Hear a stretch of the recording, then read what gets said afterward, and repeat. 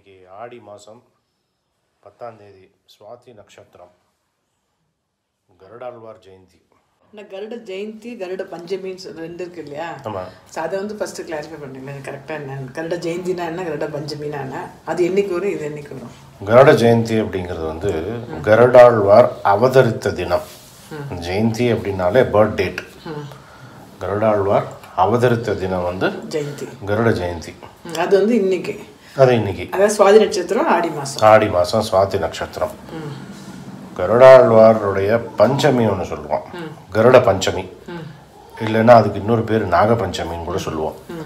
இந்த கருட பஞ்சமி அப்படிங்கிறது வந்து கருடாழ்வார் என்னைக்கு வந்து அமிர்த கலசத்தை தேவலோகத்திலிருந்து அம்மாவுக்காக எடுத்துட்டு வந்தாரோ அந்த நாளை வந்து கருட பஞ்சமி அப்படின்னு சொல்லுவோம். அது எப்போ வரும் அப்படின்னா ஆவணி மாதத்தில் வளர்பிறையில் அமாவாசையிலேருந்து 5ஆவது நாள், அதைத்தான் வந்து பஞ்சமி அப்படின்னு சொல்லுவோம். அதுக்கு முதல் நாள் வந்து நாக சதுர்த்தி அப்படின்னு சொல்லுவாள். அடுத்த நாள் நாக பஞ்சமி இல்லைன்னா கருட பஞ்சமி. அந்த கருடர் வந்து நம்ம 4-5 வருஷமாக போட்டுருக்கோம் வீடியோ. ஆமாம். அதில் வந்து எவ்வளோ ஒரு கருடரை பெரிய திருவடி சேர்க்கறதுனால நம்மளுக்கு நிறைய பெனிஃபிட் வரும். ஆமாம்.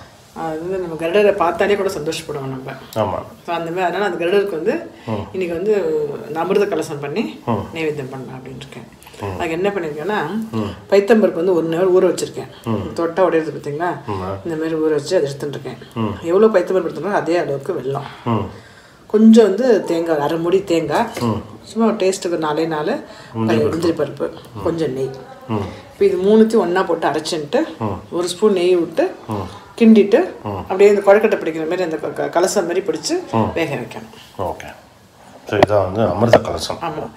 நீங்கள் வந்து கருடரோட ஸ்டோரியாக சொல்லணும். புராணம் பார்க்கலாமா? ஓகே.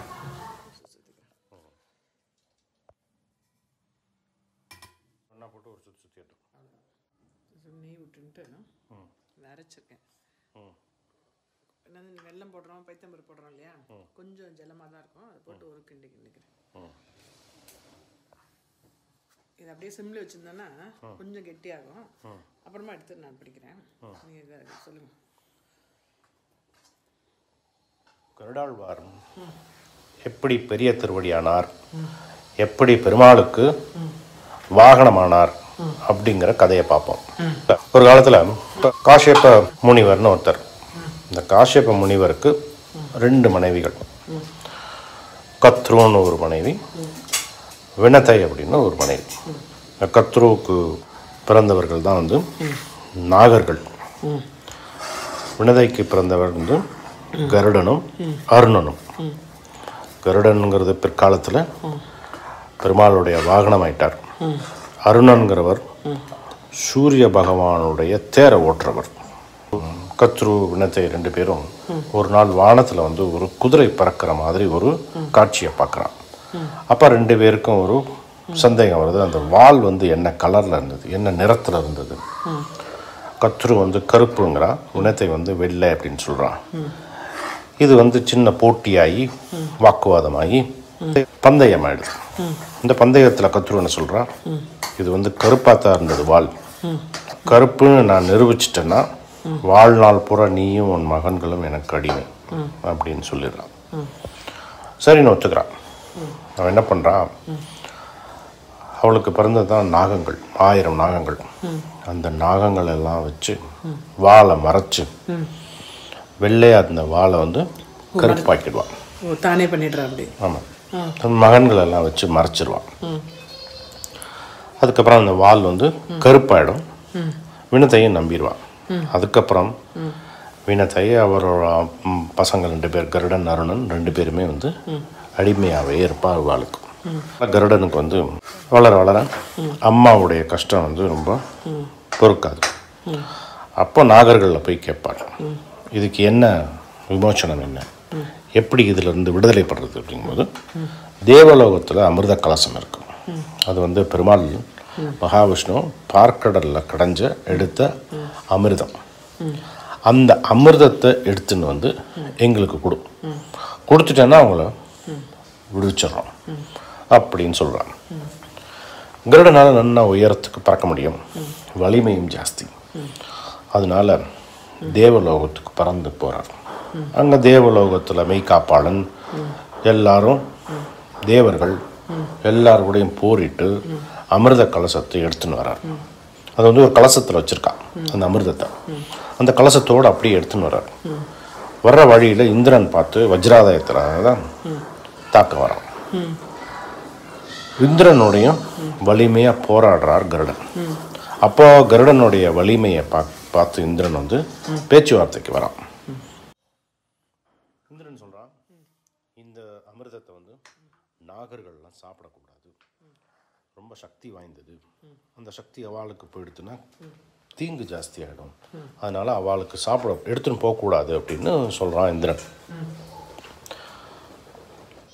அப்போ கருடன் என்ன சொல்கிறாருன்னா, சொல்கிறது புரியுது எனக்கு, ஆனால் எங்கள் அம்மா எனக்கு முக்கியம், அம்மாவை வந்து விடுவிக்கணும், அதனால் ஒன்று பண்ணலாம், இந்த கலசத்தை நான் எடுத்துன்னு போகிறேன், எடுத்துன்னு போய் அவள்கிட்ட காமிச்சிட்டு எங்கள் அம்மாவையும் என்னோடய சகோதரனையும் விடுவிச்சதுக்கப்புறம் நீ வந்து இந்த கலசத்தை எடுத்துன்னு விடு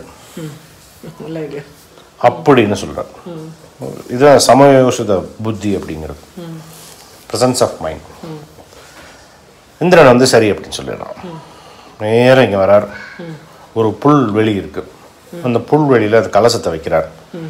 நாகர்களும் அம்மாலாம் பார்க்குறா அந்த கலசத்தை, அமிர்தம் வந்துருத்து அப்படின்னு ரொம்ப சந்தோஷத்தில் இருக்கும்போது கருடன் சொல்கிறார், எல்லாம் போய் குளிச்சுட்டு வாங்க, எல்லாம் உங்களுக்கு தான், உட்காந்து பொறுமையாக சாப்பிடுங்க, ஒன்றும் அவசரம் இல்லை, போய் ஸ்நானம் பண்ணிட்டு வாங்க அப்படின்னு சொல்கிறார். எல்லோரும் குளிக்க போகிறா. அந்த சமயத்தில் கரெக்டாக வந்து இந்திரன் வந்து தூக்கின்னு போயிடறான் கலசத்தை. இவா வந்து பார்த்தா இல்லை. இந்திரன் தூக்கின்னு போகிறதையும் இவா கண்ணால் பார்த்துட்டா. அதனால கருடன் மேலேயும் சந்தேகம் வரல அவளுக்கு. அவன் அம்மாவும் சகோதரனும் கருடன் எல்லாம் விடுவிச்சாச்சு.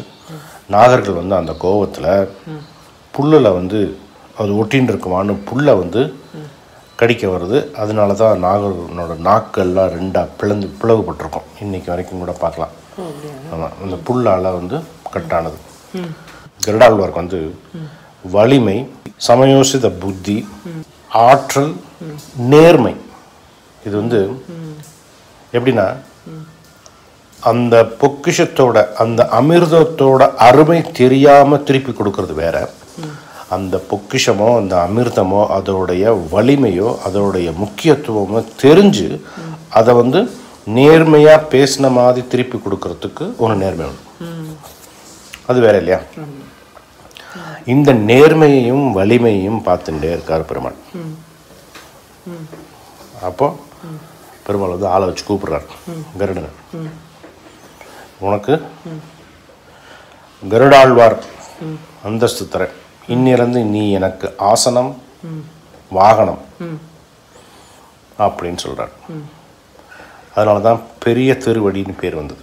பெருமாள் வந்து தன்னுடைய திருவடியை கருடாழ்வார் மேலே வச்சு ஏறி உட்காரனால இந்த கருடாழ்வார்க்கு பெரிய திருவடி அப்படின்னு வந்தது. எல்லா கோவில்லையும் மற்ற கோவில்கள்லாம் எப்படி முதல்ல போன உடனே பிள்ளையாரை சேவிச்சுட்டு நம்ம முக்கியமாக இருக்கிற சன்னதிக்கு போகிறோமோ, பெருமாள் கோவிலில் முதல்ல போன உடனே கருடாழ்வாரை சேவிச்சிடும். பெருமாள் கோவிலில் எப்பவுமே துவஜஸ்தம்பம் இருக்கும். அந்த துவஜஸ்தம்பம் இருக்கு இல்லையா, அதை தான் வந்து கருட கொடி அப்படின்னு சொல்லுவோம். அந்த கருட கொடியை சேவிச்சிடும். அந்த கருட கொடியை சேவிச்சுட்டு அதுக்கப்புறமா பெருமாளை சேவிக்கணும். பெரிய திருவடி, சின்ன திருவடி ஆஞ்சநேயர் இல்லையா? பெரிய திருவடி வந்து ஆஞ்சநேயர். ஆமாம். ஸோ இது வந்து நம்ம வந்து எல்லா இடங்கள்லையும் பார்க்கலாம். கருடாழ்வார் ஒரு ஒரு இடத்துலையும் வந்திருப்பார். எல்லாருடைய மகாவிஷ்ணுடைய எல்லா அவதாரங்கள்லையும் முக்கியமான இடத்துல வந்திருப்பார். ராமாயணத்தில் பார்த்தோம்னா ராமனும் லக்ஷ்மணனும் நாகபாஷத்தால் கட்டி போட்டு மூர்ச்சை ஆயிடுவார் ரெண்டு பேரும். உனக்கு தெரியும் இல்லையா? ராமனும் லக்ஷ்மணனும் ரெண்டு பேரும் மூர்ச்சை ஆயிடும், மயங்கி விழுந்துருவார். அந்த சமயத்தில் கருடாழ்வார் வந்து என்ன பண்ணார்னா, வெறும் ரெக்கையை வச்சு வீசி மூச்சு பழக்க வச்சுருவார். சாமர சேவை. அதனால தான் கருட ஆழ்வார் நித்திய சூரி அப்படிங்கிறது பெரிய திருவடியா. நித்திய சூரி எப்பவுமே பெருமாள் கிட்டே இருக்கிறார்.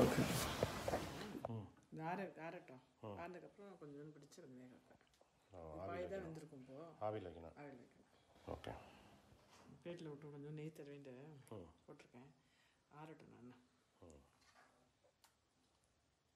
கொஞ்சம் நல்லா ஆறணுன்னே கொஞ்சம் அப்படி கெட்டியாகும். அதை அப்படி பண்ணுறேன். கலசம் மாதிரி பண்ணிடணும். சப்போஸ் ரொம்ப கொஞ்சம் இதுவாக இருந்தது அப்படின்னா அரிசி மாவு கடல மாவு வேணால் போட்டுக்கலாம். அது இருக்கு இல்லையா, இப்படி பிடிச்சி பிடிச்சி வச்சிடணும். ஜலம் தொட்டு நொறுன்னு பண்ணோம்னா அப்படி இருக்கும். ஆனால் பாய்தான் வந்திருக்கும், நல்லா வச்சோம்னா நல்லா இருக்கும். அமிர்த கலசம், அமிர்த கலசம் மாதிரி வரதுனால நீங்கள் சொன்னீங்களே அந்த அமிர்த கலசம்னு அதுக்காக. இப்போ வந்து ஆதிசேஷன் இருக்கார்ல, அவர் வந்து லக்ஷ்மணன் அவதாரம்னு சொல்லுவார்ல, அதேமாரி கருடருக்கு அவதாரம் இருக்கா? கருடாழ்வார் வந்து ஆழ்வார்களில் ஒருத்தர். இந்த ஆழ்வார் தெரியுமா? பெரியாழ்வார். அப்படியா? ஆமாம், ஆண்டாளுடைய தந்தை பெரியாழ்வார் வந்து கருடாழ்வாருடைய அம்சம். ஓ ஆமாம். அப்படியா? அதனால தான் அவர் வந்து பல்லாண்டு பெருமாளுக்கே பாடியிருக்காரு.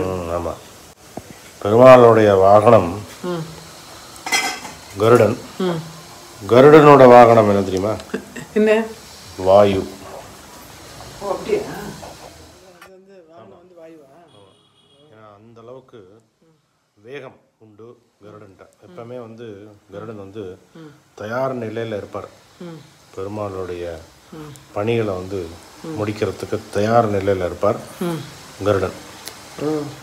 அவருடைய வாகனம் வந்து வாயு. வாயுவோட வேகத்தில் பறப்பார் கருடன். ஆமாம், வேதங்களின் சாரம் இந்த கருடன். கருடாழ்வார் வந்து 4 வேதங்களின் சாரம். தத்புஷாய் வித்மகே சொர்ணபஷாய் தீமகே தன்ன கருட பிரசோதயாத். நம்ம எப்பவுமே வெளியில் கருடரை பார்த்தா கூட இந்த காயத்ரி சொல்லணும். கருட காயத்ரி இது. ஆமாம், இந்த ஆயிரத்து பார்த்தீங்களா, இப்படி இருக்கும். அப்படி இது மாதிரி ஒட்டாமல் வரும்போது எடுத்துட்டோன்னு வச்சுங்களேன், இது பண்ணலாம். இது நம்ம ஃபஸ்ட்டு மெத்தட் எப்படி பண்ணியிருக்கோம் காமிச்சிருக்கோன்னா, குறைப்பறன்னு பைத்தம் பருப்பு அரைச்சிட்டு வெள்ளத்தில் கிளாஸை கிண்டிட்டு அப்படி பண்ணாலும் இந்த மாதிரி நல்ல இன்னும் கொஞ்சம் ஷேப் நல்லா கரெக்டாக வரும். இப்போ நைஸாக அரைச்சிட்டோம்ல அந்த மாதிரி. மோல்டு இருந்தால் கூட பண்ணிக்கலாம். சும்மா அந்த கலசம், அமிர்த கலசம், அந்த கருடர் அது நினைப்பாக கலசம் மாதிரி பண்ணுறது. நம்மளால் என்ன முடியுதோ அது பிரசாதம் நைவேத்தியம் பண்ணோம்னா கருடரை பற்றி நிறைய சொல்லலாம். இந்த ஸ்கின் டிசீஸ் வராது, அதுமாரி எதிரிகள் பயம் இதெல்லாம் வந்து இன்னைக்கு புதன்கிழமை இல்லையா, புதன்கிழமை கருடனை நினைச்சோம்னா எதிரிகள் தொல்லை இருக்காது, எதிரிகள் பயம் இருக்காது, எதிரிகள் அண்டமாட்டா. ஒரு கிழமைக்கும் ஒன்று இருக்குது பலன். இன்னைக்கு வந்து புதன்கிழமை வந்து எதிரிகள் நெருங்க மாட்டான் கருடன் நினச்சோம்னா. ஸோ கருடர் அப்புறம் வந்து நர்சபின்னு நினச்சிட்டு நம்ம பிரசாதம் பண்ணி பண்ணலாம். எப்போ அப்லோட் பண்ண போகிறீங்க? லேட் ஆகிடுச்சுல்ல? ஆமாம், இப்போ பண்ணிவிடுவேன் இன்னைக்கு.